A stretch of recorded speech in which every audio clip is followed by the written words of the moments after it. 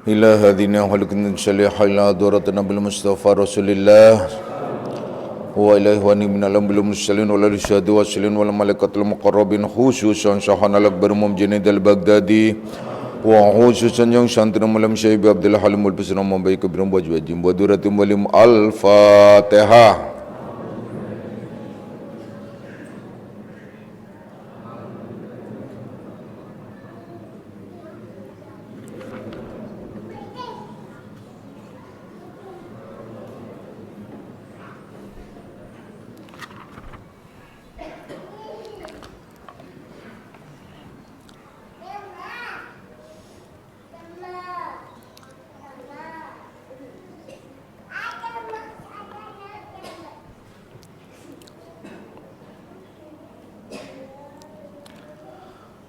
Assalamualaikum warahmatullahi wabarakatuh.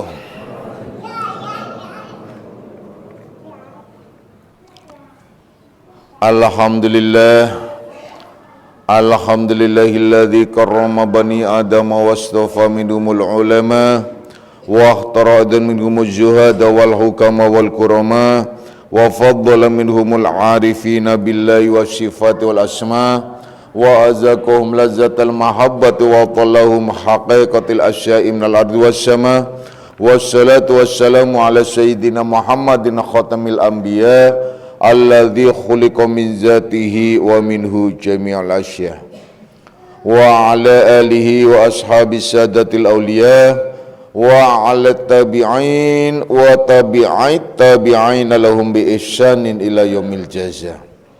Subhanaka la ilma lana illa ma 'allamtana innaka antal alimul hakim wa la haula wa la quwwata illa billahil aliyil azim amma ba'du. Ma'asyiras salikin, kaum bapak dan kaum ibu jamaah pesantren Akmaliyah, anak-anak rohani aku semuanya, baik yang hadir secara jasmani maupun nafsani, baik yang mendengarkan langsung di pesantren Akmaliyah maupun yang melalui radio online Akmaliyah. Insyaallah mudah-mudahan di senja Ahad ini kita bersama-sama mendapatkan limpahan rahmah, maghfirah serta hidayahnya. Amin ya rabbal alamin. Mari kita lanjutkan kajian kita di dalam membahas kitab Ihya Ulumuddin dan kitab Syarhus Salikin, di mana kita masih pada mengawali tentang bab yang ke-6 ialah fidamid dunia, yakni tentang kecelaan dunia ini.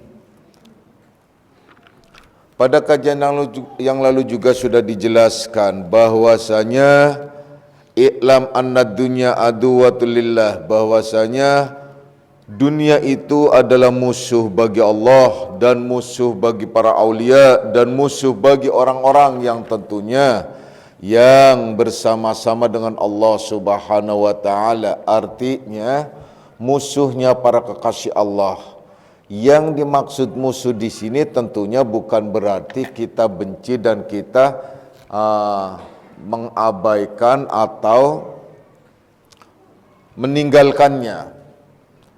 Yang dikehendaki di sini ialah manakala dunia itu sudah melibatkan diri sehingga melupakan terhadap yang punya dunia.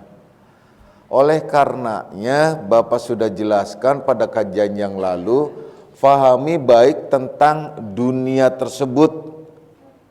Jadi jangan dikonotasikan bahwa dunia itu adalah harta. Yang kita bahas itu dunia, bukan harta. Awas lo ya. Dunia sudah didefinisikan pada kajian yang lalu, yang disebut bahwasanya dunia juga dikehendaki dengan kalimat la'ibun walahun. Dunia juga disebut mataul ghurur. Nah, jadi bahwa kehidupan dunia itu adalah permainan yang memperdayakan. Dan dunia itu juga kehidupan yang tidak tetap, tidak pernah berubah, tidak pernah, artinya tidak tetap, tidak pasti, selalu berubah-ubah. Itulah kehidupan dunia. Bahkan telah dijelaskan juga di dalam hadis bahwasanya ad-dunya mal'unatum mal'unum ma fiha illa ma kana lillah. Dunia itu laknat. Siapapun yang ada di dalam dunia ini akan ikut terlaknat kecuali orang-orang yang ada di jalan Allah, itu baru tidak akan terlaknat. Jadi yang dikehendaki dunia di sini berarti segala bentuk kegiatan, kesibukan, lahir maupun batin. Artinya lahiriah ialah sesuatu yang terkait dengan wilayah lahiriah, batinnya terkait dengan masalah psikologis, masalah jiwaan, yang akhirnya menjadi penyakit. Maka penyakit hati, penyakit jiwa, penyakit yang batinnya ialah yang terurai pada sifat-sifat dari nafsu yang disebut lawamah maupun sawalat. Itulah yang disebut dunyawiyah, dunia. Dunia ini juga disebutkan, diterangkan, digambarkan ad-dunya sidnul mu'min wa jannatul kafir. Dunia ini adalah penjara bagi orang yang beriman dan surga bagi orang-orang yang kafir, orang-orang yang ingkar kepada Allah. Kita nggak kebayang kalau begini, kalau menelusuri tentang hadis ini. Coba kita renungkan baik-baik. Dunia ini penjara, tapi nyatanya hampir seluruh orang yang ada di dunia ini, kita semua rasanya senang hidup di dunia ini. Coba kalau kalian ditanya semua, mau hidup atau mau mati? Ayo jujur, mau hidup apa mau mati? Nggak ada yang berani jawab kan? Mau hidup nanti dikatain hubud dunya, mau mati nanti dikatain coba apa? Ya, itu dunia. Jadi sebenarnya bagi orang-orang yang beriman, dunia itu penjara loh. Kita merasa terpenjara enggak? Enggak. Merasa enak aja gitu.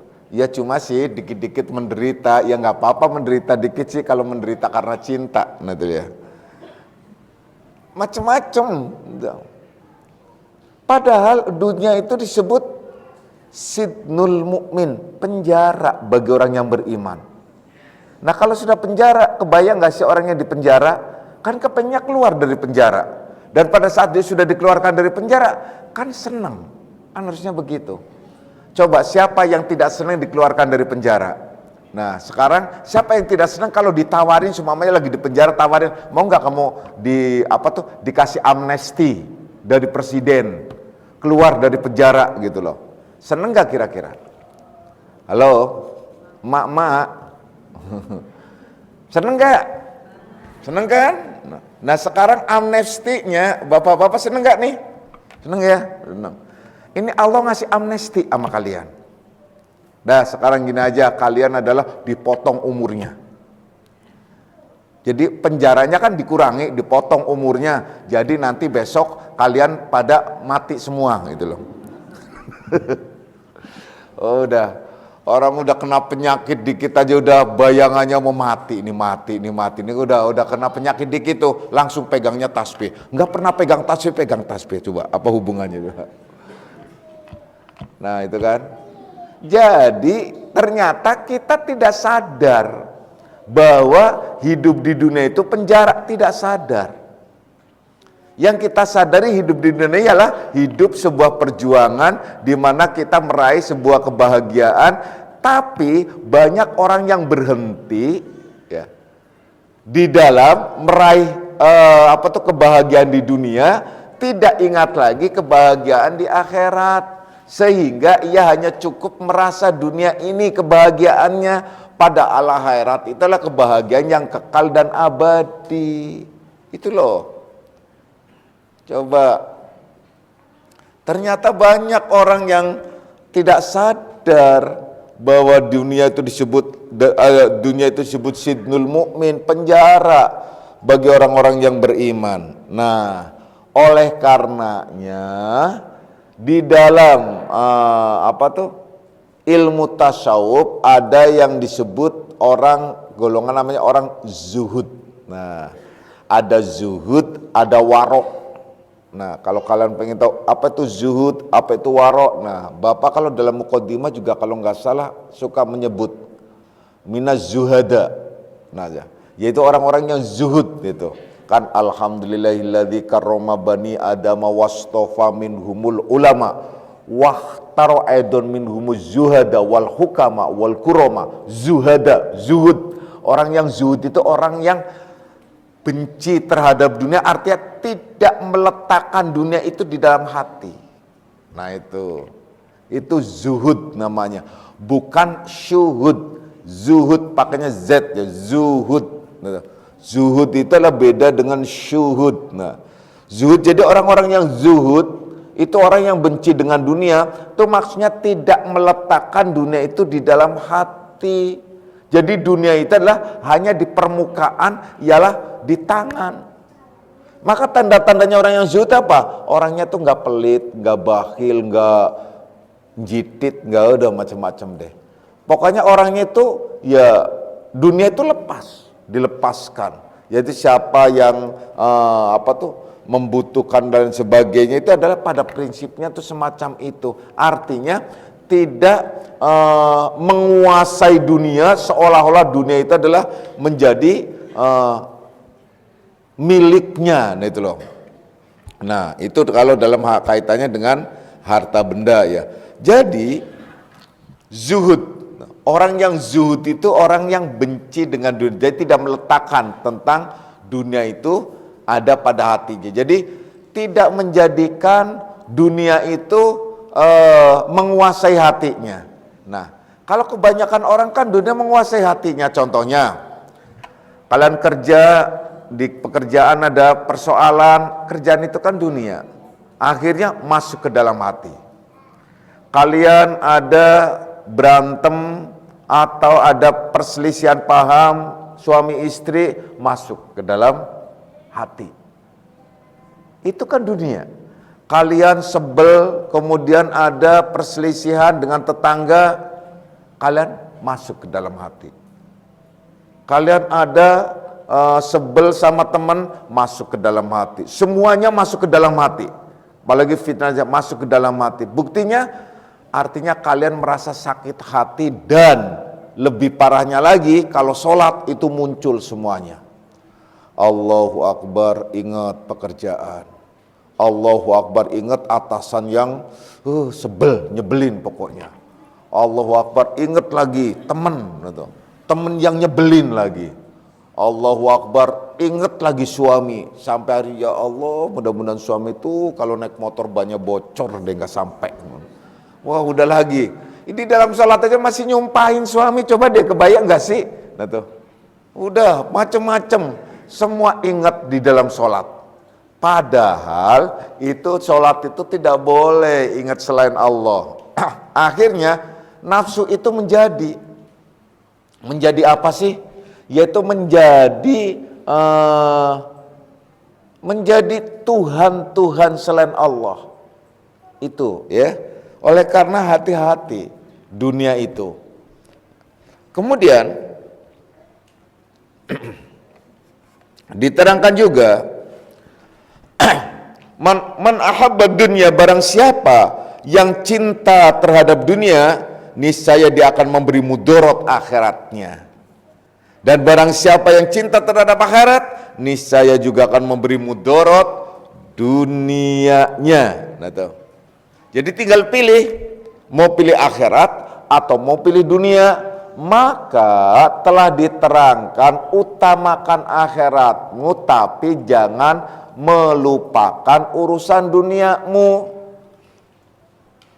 Jadi kalian mengutamakan akhiratnya, segala-galanya itu harus mengutamakan akhirat daripada dunia. Karena siapa saja yang sudah mencintai dunia pasti akan membawa mudarat tentang akhiratnya. Barang siapa yang sudah mencintai dunia, ingat, itu akan membawa mudarat tentang akhiratnya. Coba kalian, Kalau sudah suka dengan urusan hobi kalian, suka tentang pekerjaan, cinta banget tentang pekerjaan, cinta banget tentang main, cinta banget tentang olahraga, cinta banget tentang anak, istri dan sebagainya, semuanya akan membawa mudorot tentang akhiratnya. Artinya bisa melupakan tentang akhiratnya. Kalian bisa lupa ngaji, kalian bisa lupa ibadah, kalian bisa lupa panggilan Allah. Karena apa? Karena lebih mencintai tentang dunianya. Apalagi banyak. Nah, karena dia tidak cinta dunia, tapi karena malu, mau ngaji malu. Nah, malu itu sendiri adalah dunia. Karena apa? Karena status diri. Kenapa dia malu? Dia malu itu karena status diri, gitu loh.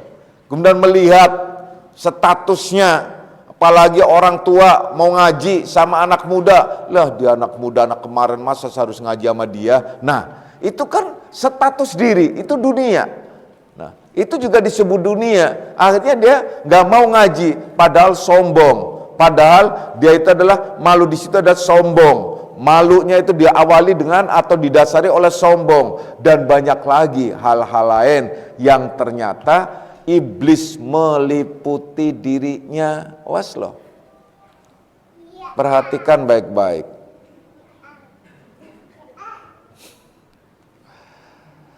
Ya, itu dunia tuh.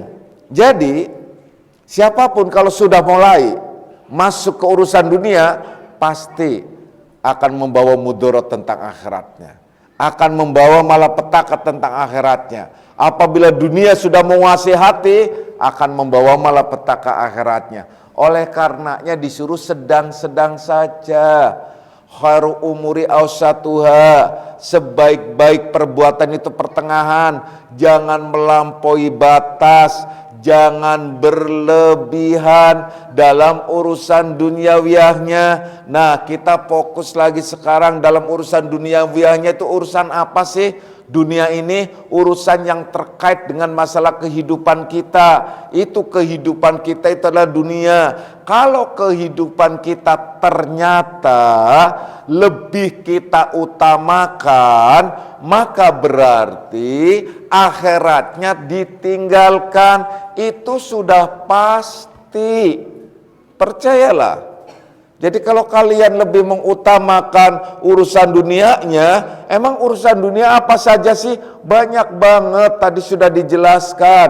Jadi jangan kita hanya tertuju pada urusan yang disebut harta benda. Karena yang disebut dunia itu adalah berbagai macam kegiatan. Zuyyina linnasi hubbus shahawati minan nisa'i wal banina wal qanatiril muqantarati minadz dzahabi wal fiddati. Ini dunia nih. Ya, saya ulangi lagi. Dah saya bacakan deh biar pelan-pelan ayatnya nih. Ini yang disebut dunia. Zuyyina linnasi hubbus shahawati minan nisa'i wal banina wal qanatiril muqantarati minadz dzahabi wal fiddati wal khayli wal musawwamati wal an'am wal khars. Dzalika mataul hayatid dunya. Tuh disebut dunia nih. Apa sih dunia yang disebut dunia? Zuyyina linnasi hubbus syahawat. Dijadikan rasa indah di dalam hati kita. Tenang apa? Yaitu tentang perhiasan dunia. Perhiasan dunia apa saja sih yang disebut dunia? Ialah hubbus syahawati minan nisa, yaitu kecintaan terhadap wanita. Jadi wanita itu dianggap dunia. Nah, saya memanakan di sini bukan wanita tapi pasangan. Karena pada zaman dulu disebutkan hubbus syahawati minan nisa karena wanita itu diumpamakan tuh seperti perhiasan, keelokan, keindahan dalam kehidupan. Sebenarnya itu pasangan, karena yang dikehendaki ini untuk laki-laki maupun perempuan. Maka dari itu kami menyebutkan di sini mewakili dari zuyyina linnasi hubbus syahawati minan nisa berarti pasangan. Jadi suami istri itu adalah dunia, laki-laki dunia, perempuan dunia. Intinya ialah apa yang kita cintai dalam bentuk keluarga itu dunia. Karena di sini disebutkan minan nisa'i wal banin, minan nisa wal banin, yaitu perempuan dan anak-anak. Berarti anak-anak dan pasangannya, gitu loh. Jadi suami maupun anak-anaknya, istri maupun anak-anaknya itu disebut dunia. Nah, zuyyina minan nisa wal banin wal qanatiril muqantarati minadz-dzahabi wal fiddati. Kemudian rasa suka kita untuk mengumpulkan harta benda, mengoleksi, koleksi dalam bentuk barang apa saja. Itu entah itu dalam bentuk emas maupun perak. Emas dan perak itu mewakili dari pengertian barang-barang yang premium disebutnya sekarang, atau yang lux, atau yang standar. Betul. Itu apa saja? Kalian mau mengoleksi emas, mau mengoleksi perak, maksudnya mau mengoleksi barang-barang yang premium atau barang-barang yang standar, yang biasa, yang konvensional, itu masuk dalam dunia. Ngoleksi apa? Ngoleksi emak-emak, ngoleksi pakaian, gitu. Pakaian dikoleksi, ya udah nggak apa-apa sih, bagus. Nah itu loh, koleksi terus gitu. Ada yang pakaiannya sampai udah langsung berkamar-kamar, gitu loh ya. Nggak satu kamar, berkamar-kamar. Nah itu loh, udah koleksi semuanya. Nggak apa-apa. Yang lebih indah lagi, bukan indah sih, ngoleksi cawat, gitu loh. Coba kebayang nggak sih? Udah begitu dijual mahal lagi. Yang namanya apa tuh, cawatnya artis apa ya, di mana ya, artis Hollywood itu mahal. Sebenarnya apa hubungannya, coba kalau mungkin sendalnya kiai, sendalnya apa tuh, sarungnya kiai, kemudian pakaian-pakaian apa tuh kiai yang buat ibadah mahal, itu pantas karena di situ mengandung karomah, mengandung keistimewaan. Lah ini sekedar cawat lagi, ampun Gusti, ya Allah dunia, gitu loh. Ya ada yang beli lagi berapa miliaran, gitu loh. Ini mengoleksi tuh. Nah udah, masih mending ngoleksi mobil kan. Tuh contoh-contoh lain lagi banyak. Intinya apapun kalian koleksi, itu akan menjadi, disebutnya ialah urusan dunia. Jadi entah pakaian, entah kaum wanita, hijab, ngoleksi hijab banyak banget. Saya kadang-kadang bingung lihat apa tuh anak-anak maupun istri gitu. Anak-anak tuh saya lihat itu kudung, padahal harganya nggak seberapa. Itu banyak dengan warna mulai dari ya true color, warna mulai dari merah, kemudian merahnya turun dikit, jadi mulai dari merah sampai merah jambu itu ada. Nah itu loh. Nah, itu. Kemudian apalagi mulai dari hijau sampai hijaunya itu, kalau di Jawa disebut ada hijau telepong. Hijau telepong itu, telepong tau nggak? Hijau tai kuda, nah tuh ada tuh. Enak, nyebutnya nggak enak banget ya. Hijau botol gitu loh. Gitu. Hijau, kenapa ya istilahnya hijau tai? Aduh, ada itu terus mengoleksi lagi. Terus koleksi apa lagi? Macem-macem, gitu loh. Itu pakaian juga ya udah deh. Saya kadang-kadang sama istri saya, sama Umi maupun sama ibu, coba deh dikeluarin. Iya udah saya keluarin. Nah terus keluarin itu pakaian keluar. Belum dikeluarin. Ya ampun Gusti, gitu loh. Kenapa? Karena dia tuh paling pinter. Kalau pergi dengan saya itu dia mumpung gitu. Mau kapan lagi dengan suami, gitu loh ya. Kapan lagi suami udah langsung belanja. Pokoknya panik deh belanja. Pokoknya wanita tuh kalau pergi sama suami itu panik. Tapi kalau suaminya yang memang pengertian sayang seperti saya. Nah kalau suaminya kayak gini-gini, waduh. Apa udah langsung deh ribet, langsung ngamuk, pulang-pulang ngamuk gitu loh. Enggak, saya los saja, silahkan nih. Mau utang deh saya pikir. Ya gengsi dong, jadi laki-laki masa sih dimentai nama istri kemudian gak ngasih. Nah saya berbetulan paling senang itu dandanin istri, paling senang, jadi istiwa paling senang banget, paling senang itu dandanin istri itu. Nah tapi juga jangan kemudian berlebih gitu ya. Artinya Ya saya perhatikan kalau udah banyak ya keluarin semua. Termasuk saya juga keluarin apa-apa pakai kemarin keluarin banyak apa keluarin. Mulai dari apa tuh celana apa segala macam udah keluarin semua. Baik untuk anak parkiran siapa aja semua ambil gitu. Termasuk baju-baju terus pengurus segala macam kan, batik-batik segala macam keluarin semua gitu. Nah udah itu lebih baik dong, lebih baik dan itu lebih bermanfaat gitu. Nah, kalian juga boleh nunggu tuh, Umi mau ngeluarin barangkali ya, atau ibu mau ngeluarin lagi tuh. Nah itu juga keluarin semua, ibu udah ngeluarin semua, udah langsung tanya Bu, ada Bu, ada gitu aja pasti tuh tanya tuh. Ntar tanya udah dikumpul-kumpulin keluarin gitu. Nah itu lebih baik, nah tuh. Kalau daripada berbanyak-banyak bertumpuk-tumpuk, ada yang lebih bermanfaat dan bisa orang memanfaatkan gitu loh. Dan kalian kalau kalau dapat baju bekasnya Umi atau bekasnya Ibu, wah udah bagus banget tuh. Kenapa? Karena kan bekas saya sentuh, saya pegang gitu, Nah, udah pegang berarti ada nilainya, nilai plus gitu ya. Makanya itu. Nah, itu nanti dilelang tuh. Enggak, gratis semua tuh. Saya juga gratis sudah ya. Dah, kita lanjutkan. Jadi, itu barang-barang itu disebut itu juga dunia, kan tadi hubus minan nisa wal banin wal qanatiril muqantarati minad dahabi wal fiddati wal khayli wal musawwamati wal an'am wal harth wal khayli was musawwamati wal an'am wal harth.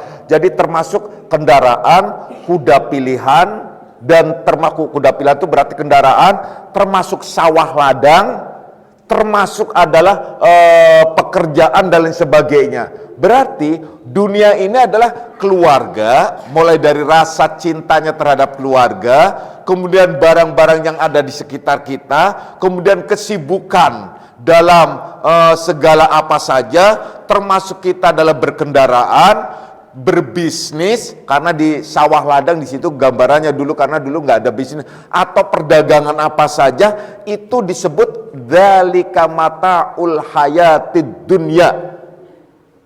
Itu adalah dalam bentuk kehidupan dunia. Jadi itu kehidupan dunia. Apa sih kehidupan dunia di situ? Yaitu kehidupan dunia artinya dunia yang dapat memenjarakan diri kalian. Dzalika mataul hayatid dunya. Kemudian apa lagi? Allah menyatakan wallahu indahu husnul ma'ab. Dan kembali kepada Allah itu jalan yang paling terbaik bagimu jika kamu mengetahuinya. Artinya, andai saja kalian punya pakaian bagus, pertama kali adalah untuk ibadah. Coba, itu yang harus kalian lakukan. Bukannya pakaian bagus pertama kali buat kondangan. Nah, salah. Nah, itulah. Jadi kalau beli pakaian, aduh mau buat ibadah gitu. Kalau buat ibadah, buat ngaji maknya. Terus ibadah buat mejeng di depan suami, langsung bergenit-genit di depan suami seneng gitu. Itu ibadah loh. Jadi pertama kali kalian lakukan tuh begitu. Bukannya beli pakaian baru pertama kali yang kalian lakukan buat ke mall, buat undangan. Ah itu salah. Contoh. Kemudian apalagi pertama kali kalian beli motor buat ngaji, buat ke masjid, buat ngunjungin orang tua, buat nganter anak, itu ibadah. Ya, itu ibadah namanya. Apalagi kalian beli rumah, pertama kali kalian niatkan ya Allah ini untuk ibadah. Jadi pertama kali pindah rumah baru kalian berdoa, kalian sholat di rumah itu ibadah, itu berarti melakukan wallahu inda husnul ma'ab. Kemudian apa lagi? Ada lagi berbisnis untuk ibadah. Apa contohnya? Pada saat mendapatkan keuntungan kalian keluarkan sebahagiannya wa anfiqu mimma razaqnakum, yaitu mengeluarkan, menginfakkan sebagian rezekinya. Itu namanya juga bisnis yang beribadah. Kalian punya sawah ladang, yaitu punya kontrakan. Nah, sawah ladang kan sama, punya kontrakan, keluarkan setiap mendapatkan rezekinya untuk di jalan Allah. Karena siapapun yang tidak mengeluarkan rezeki yang Allah berikan kepadanya, maka Allah akan ngambil secara paksa. Nah, itu yang disebut orang yang terpenjara atau orang yang orang yang masuk di dalam pusaran nafsu dunia, itu akan dikeluarkan secara paksa oleh Allah. Mana cara paksa dikeluarkannya oleh Allah? Diambil, boleh jadi barangnya diambil oleh maling, dicuri, ditipu, macam-macam. Itu cara Allah memaksa.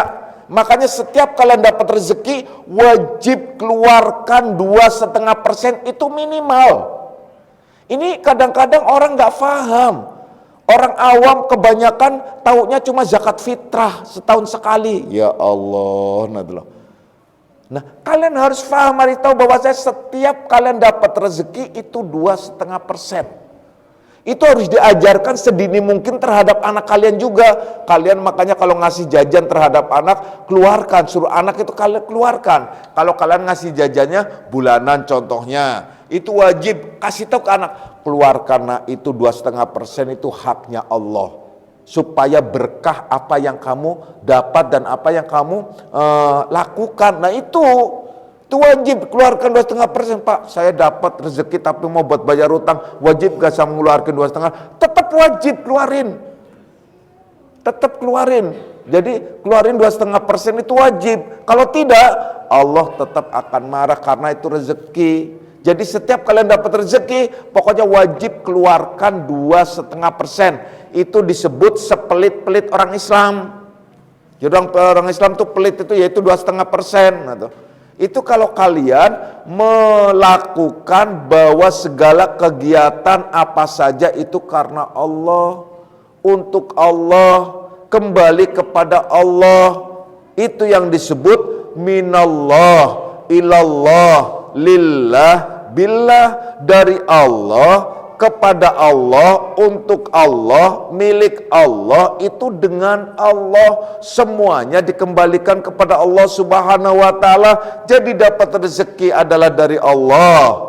Kemudian akan aku manfaatkan untukmu ya Allah, keluarkan sebahagiannya. Dan ini semua juga milikmu ya Allah, karena memang tidak ada di dunia ini selain dari milikmu. Selanjutnya apalagi? Semua yang aku lakukan itu denganmu ya Allah. Jadi andai saja aku punya apa saja itu tetap denganmu, itu yang dikehendaki. Jadi akhirnya kita harus paham bahwa segala bentuk urusan dunia apa saja yang akan mendapat laknat orang yang di dunia ini ialah orang yang tidak menjadikan kehidupannya itu untuk di jalan Allah. Itu yang dikehendaki. Ad-dunya mal'unatum mal'unum ma fiha illa ma kana lillah.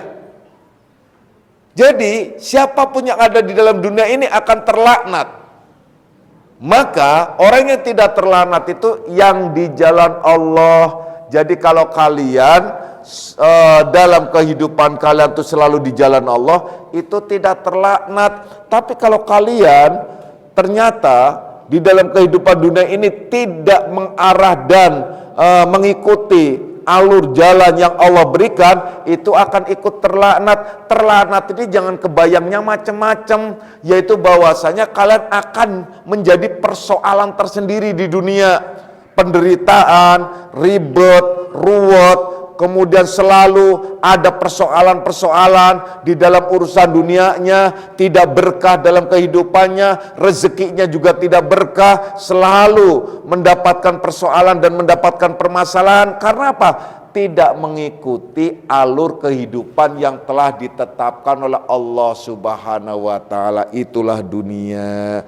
Jadi disebutkan lagi ternyata hubbud dunya rasul kullu khati'ah, bahwasanya dunia itu ialah cinta kepada dunia itu kepala dari segala kejahatan. Jadi biangnya kejahatan itu ialah dunia. Jadi kalau kalian sudah cinta kepada dunia, itu akan menjadi permasalahan. Karena apa? Itu sumber kejahatan. Sumber kejahatan yang muncul dalam diri ialah dunia. Nah, dunia dalam hal ini contoh saja, harta saja. Gara-gara harta, saudara kandung bisa saling apa?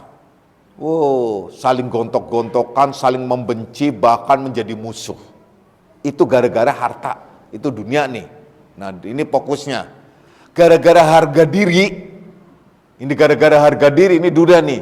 Orang itu adalah bisa saling membunuh. Nah, harga diri, negara harga diri, macam-macam. Hanya karena dunia, saya pikir orang tua bisa persoalan dengan anak, anak bisa mempunyai persoalan dengan orang tua. Ada yang namanya orang tua, ada orang namanya anak mengkriminalkan orang tua, itu banyak, itu kejadian. Karena apa? Hanya dunia. Dan belum lama beberapa tahun yang lalu ada nenek-nenek orang tua itu di pengadilan ya dipersoalkan oleh anak perempuannya. Saya pikir naudzubillahi min dzalik gitu ya. Gara-gara apa sih? Nebang pohon yang dianggap pohon itu ada ngambil buahnya atau apa, itu ada di tanahnya, tanah perbatasan anaknya. Ya Allah, padahal tanah itu juga dari emaknya gitu loh. Ya Allah, itu di daerah Jawa Timur itu kalau nggak salah tuh, Surabaya atau apa. Itu saya tuh geleng kepala. Ini kemana gitu akalnya itu perempuan ini, gitu loh. Kemana gitu? Ini anak-anak kalau nggak salah anak pertama atau apa anak berapa apa gitu loh. Itu perempuan gitu. Ya Allah, ya Rabbi, dia nggak merasakan betapa orang tua ibunya itu adalah mengandung 9 bulan, susah-susah hidup. Kalau tahu begitu mah dipites dari kecil. Kan itu aja kan istilahnya tuh begitu. Lah, dari kecil di timang-timang artinya ya namanya seorang ibu kan kalau terhadap anak, jungkir balik apa saja demi anak. Wah, nggak bisa tidur juga demi anak, sampai dia nggak kencing juga demi anak, sampai ngompol dia juga demi anak gitu loh. Tuh emak-emak tuh, apalagi waktu nyusuin, ngelonin segala macam sampai tangannya itu adalah kesemutan segala. Karena apa? Demi menyusui anak supaya anaknya tidurnya nyenyak, tenang, jadi nggak berubah gitu loh, nggak bangun-bangun sampai akhirnya tangannya itu keselewat, tangannya itu kesemutan, tangannya itu sakit, itu semua demi gitu loh. Nah ya, jadi itu harta itulah menyebabkan. Jadi kalau disebut hubbud dunya rasukullah khoti'ah, bahwa cinta kepada dunia itu adalah sumber dari malapetaka, penghulunya kejahatan, itu benar banget itu. Karena banyak orang apabila sudah menjadikan dunia itu di dalam hati, karena pekerjaan bisa berantem loh. Kita sering melihat ada orang sekeluarga dibantai habis karena apa? Gara-gara dendam, dia nggak boleh utang. Ya ampun, karena di warung dia buka warung, kemudian ada orang yang utang aja nggak boleh gitu. Ya utangnya udah banyak gak bayar-bayar, mau utang lagi kan pantas saja. Ya ntar dulu, bayar dulu nih masalah utangnya, jangan kemudian terus numpuk-numpuk. Marah, ngamuk, lalu malam-malam datangin dibantai semua keluarganya, meninggal dunia tuh. Karena apa? Itu orang yang benar-benar menjadikan dunia itu segala-galanya baginya.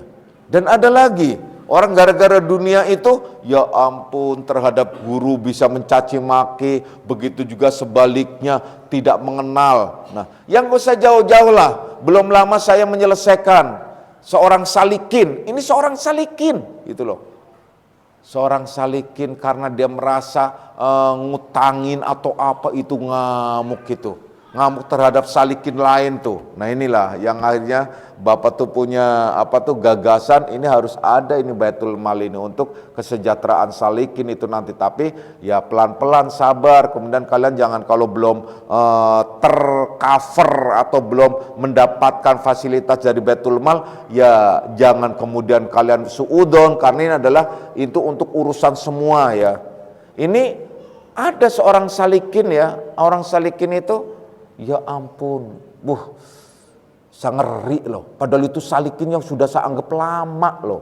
Artinya ngajinya itu lama, tapi ya memang pikirannya agak rada-rada ini orang ini nih. Nah itu artinya itu jadi udah hubudunya banget. Dia tidak malu-malu loh. Tidak malu-malu yang namanya ini salikin punya utang sekian juta gitu. Sekian juta udah harus dia mengganti gitu, harus menggantinya. Nah salikin ini nggak mungkin karena ketipuan, nggak tahu lah, saya juga udah pokoknya saya nggak, yang penting saya hanya melerai supaya jangan sampai ini terjadi malapetaka lebih jauh lagi. Saya tutup maksudnya udah gini aja, kamu ini udah sampai akhirnya saya serahkan STNK sama kunci mobil, tuh mobil bapak tuh jual kamu sana, dan insya Allah kamu silakan, berarti kamu urusan. Dia mau urusan akhirnya dengan bapak itu, padahal bapak nggak tahu menahu. Dia karena apa? Hubud dunyatnya tadi. Saya taruh, saya kasihkan. Akhirnya anak saya Hima, udah nggak usah Pak, udah sini aja, mobilnya saya yang beli, udah ini uangnya. Senilai mobil itu akhirnya saya kasihkan ke orang itu. Itu dia senang banget dan nggak merasa apa gitu, nggak merasa. Ya kalau orang yang normal pikirannya, lah bapak kan nggak tahu menahu urusan ini, urusannya kan saya dengan ini, kenapa bapak yang nombokin ya? Itu paling tidak kan begitu, itu enggak, dan akhirnya nih urusannya kan orang ini salikin ini akhirnya tidak enak. Ya udah begitu Pak, kalau begitu saya punya utang sama bapak, nggak lama mati. Ya saya pikir udah mati, ya sudah. Akhirnya kan bukan nama saya, berarti sama Hima tuh, sama Aan gitu loh ya. Dia juga punya uang hampir 100 juta kan. Akhirnya Himamaan, ya sudah, saya sudah merelakan, sudah mengikhlaskan. Nah, itu kalimat itu tandanya sudah tidak hubud dunya. Coba kalau, wah saya pikir nggak bisa dong, kamu harus tetap nyicil ahli warisnya dan sebagainya. Enggak, gitu. Sudah memang dari awal juga saya sudah mengikhlaskan katanya. Karena ini adalah demi untuk kebaikan dan sebagainya. Itu sebagai contoh gitu loh.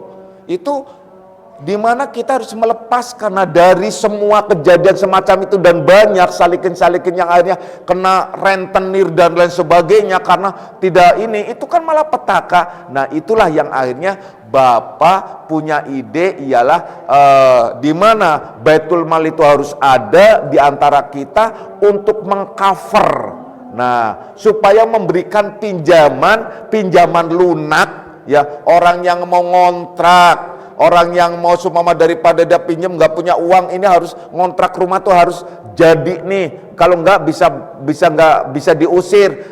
Tutup dulu oleh Baitul Mal, kemudian dia mencicilnya kepada Baitul Mal tanpa bunga, tanpa apapun, hanya mengembalikan ya segitu, malah dicicil lagi. Itu Bapak maksudnya supaya semacam itu jadi terhindar. Tapi juga jangan kalian kemudian memanfaatkan Baitul Mal salah, yaitu salah yang akhirnya tidak bisa untuk yang lainnya. Nah makanya Baitul Mal itu bukan simpan pinjam, tapi kalian sodaqotun jariyah. Nah sodaqotun jariyah kalian tetap dapat pahala dari Allah, juga kalian bisa melakukan, atau suatu saat kalian terjepit, terpepet, kalian bisa datang ke pengurus, bukan ke saya juga jadi anggota. Nah, saya juga jadi anggota, jadi ada pengurusnya. Jadi bukan ke saya nggak menentukan dan nggak bisa menentukan apapun dalam hal itu. Yaitu yang menentukan ialah pengurus tim, supaya ini adalah tepat sasaran dana-dana yang memang dibutuhkan dan sebagainya. Dan insya Allah Baitul Mal ini akan mulai running, mulai jalan itu tahun 2019. Paling cepat ialah Februari. Nah itu loh ya, Februari, tanggal 10 Februari itu dimulai. Nah itu ya. Tuh. Nah insya Allah tuh maksudnya tuh begitu.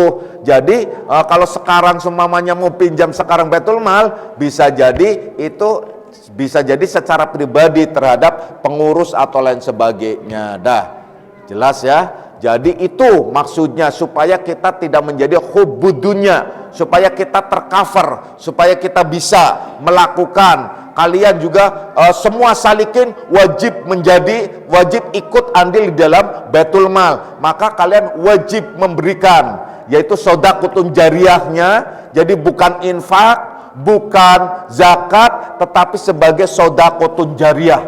Nah, tuh. Di mana kalian pahalanya akan terus mengalir selama itu ada. Karena apa? Itu adalah untuk menolong, untuk mengembangkan dan sebagainya dan seterusnya ya. Jadi bukan kalian menyimpan di situ, tetapi sebagai ibadah shadaqatun jariyah, agar melatih juga kalian tidak masuk golongan orang yang hubbud dunya, dan kalian semua salikin juga dapat manfaatnya dari yang disebut shadaqatun jariyah tersebut ya. Sudah jelas dan gamblang ya. Semoga kita golongan orang-orang yang dijernihkan hatinya dari hubbud dunya, insyaallah, amin ya rabbal alamin.